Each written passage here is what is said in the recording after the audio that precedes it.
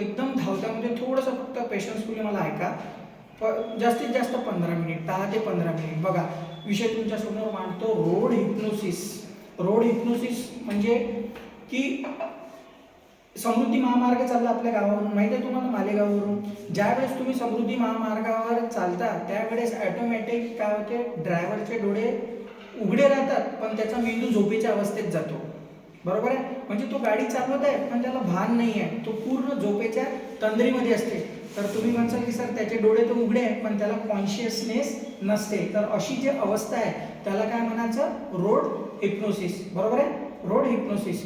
तर न्यूजपेपरमध्ये आता तुम्ही वाचता का, म्हणजे कोणी स्पर्धा परीक्षेची वगैरे अशी काही तयारी करत आहे का, तर त्याच्यामध्ये रोड हिप्नोसिसमुळे ॲक्सिडेंट वाढले असे नेहमी वर्तमानपत्रामध्ये येते. तर रोड हिप्नोसिस म्हणजे हे, म्हणजे काय म्हणणार आपण, थोडं बोलत चला. रोड हिप्नोसिस म्हणजे काय की ते अवस्था की ज्याच्यामध्ये ड्रायव्हरचे डोळे काय उघडे आहे पण त्याचा माइंड काय, कॉन्शियसनेस काय संपलेली आहे, तो झोपीच्या अवस्थेत आहे, त्याला म्हणतो रोड हिप्नोसिस. आणि हा जो फिनॉमिना आहे हा ज्यावेळेस तुम्ही समृद्धीवर जाताना तर अक्षरशः तुम्हाला झोप लागते. बरोबर आहे. समृद्धी महामार्ग पाहिला सर्वांनी, पांढरा पांढरा आहे. बरोबर आहे. आजूबाजूनं काय झाडं नाही आहे, काहीच नाही आहे, कुठे थांबाचा स्पॉट नाही आहे. आता होतील ते, तर प्लॅन्समध्ये आहे. तर काय आपल्या डोळ्याला सवय आहे, जर आपण चालवताना थोडंसं हिरवं इकडे जर बघितलं तर आपल्या डोळ्याला काय होते, थोडंसं शांतता भेटते, थोडंसं काय होते, थंड वाटते.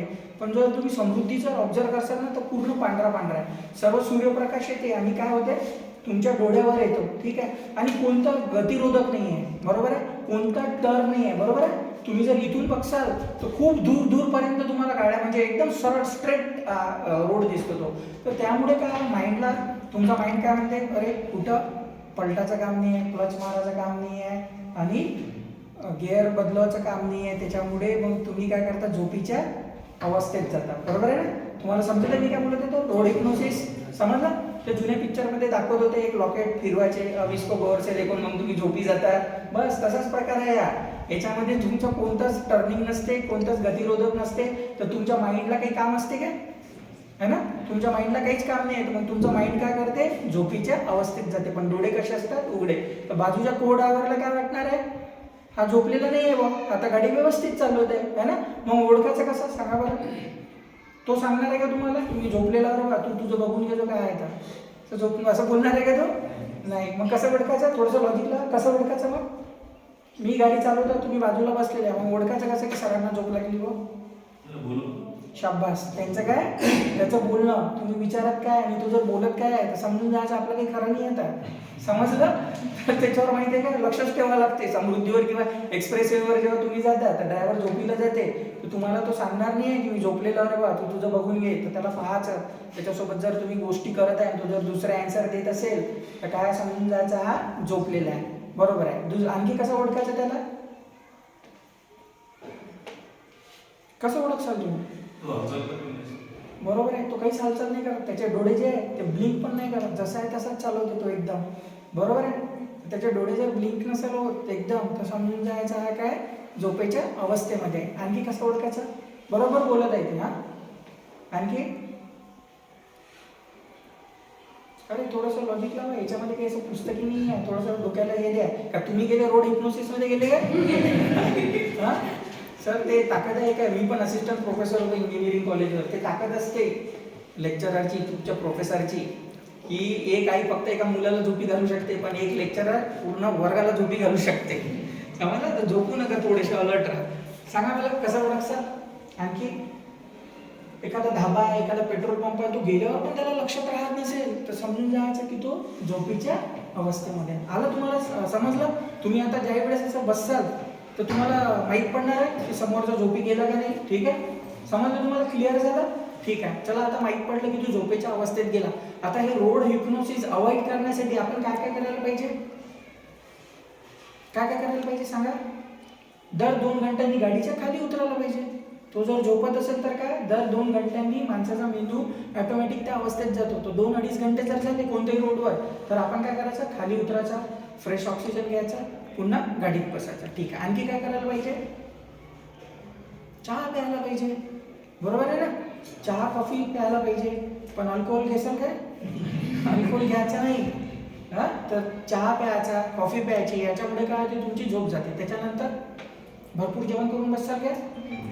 हां, भरपूर जेवण करून बसायचं नाही, ठीक आहे. जर तुम्ही बसलं तर सर्वच्या सर्व ब्लड काय करते, पोटामध्ये जाते ना, पोटामध्ये जाते आणि ते पचवण्यासाठी सर्व ब्लड इथे जाते आणि ब्लडचा सप्लाय याला होता का, माइंडला होतो काय?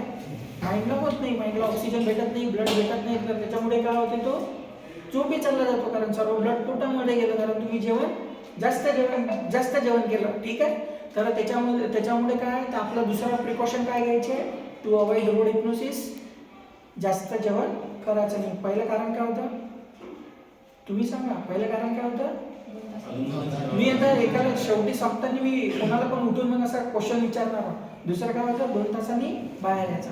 आता जर गाड्याची जर तुम्ही पोझिशन बघता तर एवढ्या चांगल्या गाड्या लक्झरियस झालेल्या आहे की तुम्ही ते कुशन इफेक्ट एवढा चांगला असते, शॉकअप एवढे चांगले असतात की डायरेक्ट तुम्ही झोपी जाता. त्याच्यात जर तुम्ही किशोर कुमारचं गाणं ऐकलं की डायरेक्ट झोपी जायचं मग, ठीक आहे. तर डायरेक्ट झोपी जातो आपण. असे गझल वगैरे ऐकले, एकदम शांतता असे गाणे ऐकले तर एकदम आपण काय करतो, झोपी जातो. कारण काय आहे त्याच्यामागं, कारण गाड्या तेवढं लक्झरियस झालेल्या आहे, ठीक आहे. कुशनिंग इफेक्ट तेवढा आहे, शॉकअपचं तेवढं आहे, गाडी आवाज सुद्धा नाही करत, ठीक आहे. त्यातल्या तर तुम्ही विंडो हे करता आणि काय लावता, AC लावता, म्हणजे झोपाचं पूर्ण वातावरण तुम्ही काय करता, तयार करता. तर असं करायचं आहे का आपल्याला?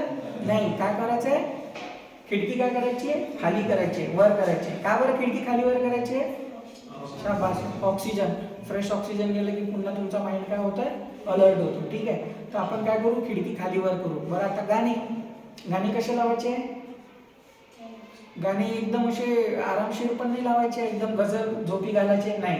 आणि तुमच्या जमान्यातले पण गाणे नाही लावायचे, ते एकदम हाय व्हॉल्यूमवर तुम्ही गाणे घेसाल तर ते पूर्ण तो तुमचा जो आनंद आहे कशात निघणार आहे, तुमच्या एक्सेलेटरवर आहे ना, तुमच्या एक्सेलेटरवर राहणार आहे. एकदम तुम्ही जर उत्तेजक कसे एक्साइटेड जर गाणे लावले तर तुम्ही एक्सेलेटर दाबसाल, मग त्यांना काय होणार आहे, स्पीड जास्त होणार आहे, ठीक आहे. तर चौथं कारण काय होतं आपल्याला, आपण टू अवॉइड रोड हिप्नोसिस, खिडक्या खालीवर करू, ठीक आहे. गाण्याची जी प्लेलिस्ट आहे ते कशी लावायची आहे, एकदम झोपीची गाणी नाही आणि एकदम एक्साइटमेंट ज्यानं होणार तशी गाणी नाही लावायची आहे, ठीक आहे. बरं, रिपीटेड गाणी सुद्धा नाही लावायचे आहे तुम्हाला. सांगा बरं, रिपीटेड गाणी का नाही लावायचे? पुन्हा एकच ऐकून तुम्हाला माहित राहते, तुम्ही पुन्हा झोपीच्या ह्याच्यात चालले जातात आणि एकच रस्ता कधीच नाही धरायचा. त्याच रस्त्यानं झाले, त्याच रस्त्यानं गेले, ठीक आहे. तो तुम्हाला पाठ झालेला असते, तो तुम्हाला माहीत असते सर्वचे सर्व. यानं काय होते, तुमच्या मेंदूला ऑलरेडी माहीत असते, करासारखं काहीच काम नाही आहे. एखादा दुसरा नवीन आला तर तुम्हाला अलर्ट राहावं लागते की कुठं वळण आहे का, कुठं गड्डे आहेत काय, कुठं रोड ब्रेकर आहे काय, ठीक आहे. तर एकच एक प्लेलिस्ट सुद्धा नाही लावायला पाहिजे, ठीक आहे. थोडंसं चेंज करायला पाहिजे गाडीतलं वातावरण, जेणेकरून तुम्हाला झोप येणार नाही, ठीक आहे. समजलं तुम्हाला शॉर्टमध्ये रोड हिप्नोसिस काय आहे तर, ठीक आहे. बरं, एवढं झाल्यावरही जर दुर्दैवाने ॲक्सिडेंट झाला समृद्धीवर, असे होतात बघा, असं लागलेलं राहते, आयशर वगैरे ट्रक लागलेलं राहतात आणि सर अक्षरशः गाडी मागून येते आणि माहिती नाही पडत त्याला. मागच्या वेळेस एक ॲक्सिडेंट झाला होता आपल्या गावात, जुनी घटना आहे कारंजेच्या इकडे. तर लहान मुलगी जेव्हा पडली का नाही, तिला शोधायला 1.5 तास लागला सर. आता आपल्याकडे PPT नाही आणून तुम्हाला पद्धतशीर सांगितलं असतं, पण आता वेळ पण नाही आहे, तुम्ही थकून आलेले. तर तिला शोधायला तर बिचारीला 1 ते 1.5 तास लागला, ठीक आहे. तर समृद्धीवर हा खूप छान मार्ग आहे, पण आपल्याला त्याचे काय करायचे आहे, प्रिकॉशन घ्यायचे. कारण काही रोड ब्रेकर्स नसल्यामुळे, स्पीड ब्रेकर नसल्यामुळे, काय वळण नाही नसल्यामुळे सर्वच्या सर्व जे ड्रायव्हर्स लोक आहेत ते सर्वच्या सर्व 120ची त्याची मर्यादा आहे, पण ते चालवतात 140. मर्सिडीज, आम्ही तिथं जाऊन चलानसुद्धा करतो. अक्षरशः सर मर्सिडीजची मी स्पीड लिमिट बघितली होती 210. मर्सिडीज आहेच तेवढी चांगली आणि त्याला जर असा रोड दिला तुम्ही तर तो मायकल शुमाकरच बनते. मायकल शुमाकर माहिती आहे तुम्हाला, रेस F1 रेसचा, अरे अशा नका थोडं वाचत असताना तुम्ही, तर तो जगातला सर्वात फास्ट गाडी चालवते, तसे बनतात ते. अशी जर चांगली गाडी असली तर मर्सिडीज सारखी 210. मला सांगा 210वर तुम्ही एवढ्या चांगल्या गाडीत चालेल, अचानक जर कोणतं जनावर जर पुढे आलं तर काय करसाल तुम्ही? काहीच नाही होत त्याच्यामध्ये, ठीक आहे. किती चांगली गाडी असो. तुम्हाला सायरस मिस्त्रीचं उदाहरण माहिती आहे का, टाटा ग्रुपचे चेअरमॅन होते, माहिती आहे का तुम्हाला? टाटा ग्रुपचे चेअरमॅन होते सायरस मिस्त्री. तो का आपल्यासारखी कार वापरणार आहे काय? त्याची कार एकदम हाय एंडची होती, तरी त्या साहेबांचं ॲक्सिडेंट झाला आणि त्या ॲक्सिडेंटमध्ये कोणी वाचलं नाही. सर वाचले नाही, सायरस मिस्त्री गुगल करता. ठीक आहे. तर आपण ते ओव्हर स्पीडिंग करायची नाही आहे, ठीक आहे. ज्यावेळेस तुम्ही ड्रायव्हरजवळ बसाल, आता सर्वच्या सर्व तुम्ही स्कूल बसने येतात आहे, आजूबाजूनं पायी सायकल वगैरे करता ना, पायी वगैरे येतं ना, ठीक आहे. तर ते जे स्कूल बसने येतात किंवा जे तुम्ही जे प्रायव्हेट वाहनं असतात त्यांना येतं ना, तिथं अलाउच नाही आहे. पण त्यांना सांगायचं की एखादी RTOची गाडी जर मागं लागली, एखाद्या अधिकाऱ्याची लागली, तर एकदम ते पिक्चर घुसते त्यांच्या डोक्यात, इकडून टाकतो तिकडून टाकतो आहे ना. मग ते मुलं पण म्हणतात, अरे हो बाबा सर, म्हणजे मजा येते त्यांना, थ्रिल वाटते ना. तसं करायचं नाही. कोणताच RTO, कोणताच अधिकारी मुलांची जेव्हा त्याच्यात वाहतूक होत असते तुम्हाला त्रास देत नाही. त्या अधिकाऱ्याला सुद्धा माहीत असते की तुमची शाळा आहे, तुमचे पेपर आहे. त्या ड्रायव्हरला सांगायचं की काय ते मागतात डॉक्युमेंट वगैरे एकदा दाखवा, ठीक आहे. असं एकदम जोरात गाड्या चालवायच्या नाही. तुम्ही तुमच्या जे काही स्कूल बस वगैरे जे काही असते ना त्यांना सुद्धा हे सांगायचं आहे, ठीक आहे. ठीक आहे, तुम्हाला कन्सेप्ट समजला. रोड हिप्नोसिस सांगसाल तुमच्या आईबाबाला, ठीक आहे. आणि जे जनरल नियम आहे माहिती आहे तुम्हाला, तुम्ही जर 2 व्हीलर चालवत असाल तर हेल्मेट घालावं लागणार आहे. 18च्या वर असलात तर तुमच्याकडे लायसन पाहिजे.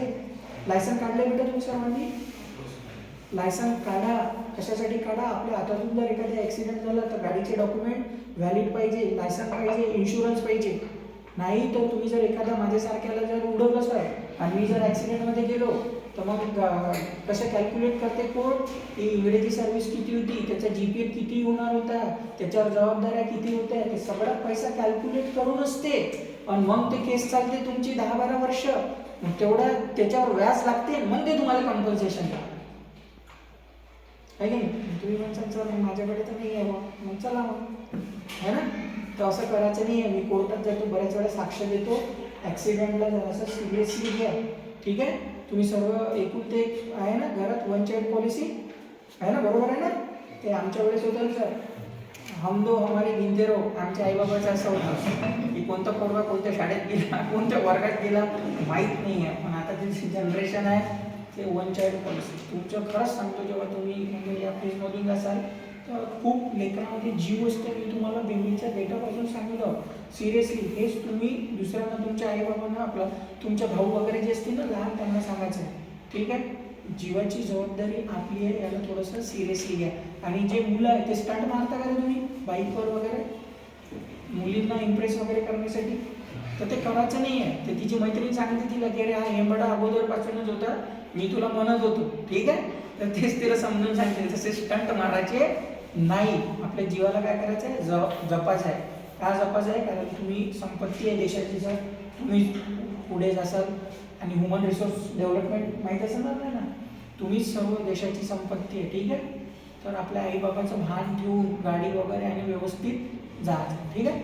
समजलं, ठीक आहे. सरांचे आभार मानतो की सरांनी या लवकरात लवकर लांजेवार साहेबांनी, कालच आपण प्रोग्राम PPT वगैरे दाखवून देणार होतो, पण आपल्याला माझाही वेळ नव्हता, सरांनाही नव्हता, ठीक आहे. नेक्स्ट टाईम आपण PPTचं प्रेझेंटेशन करू, ठीक आहे.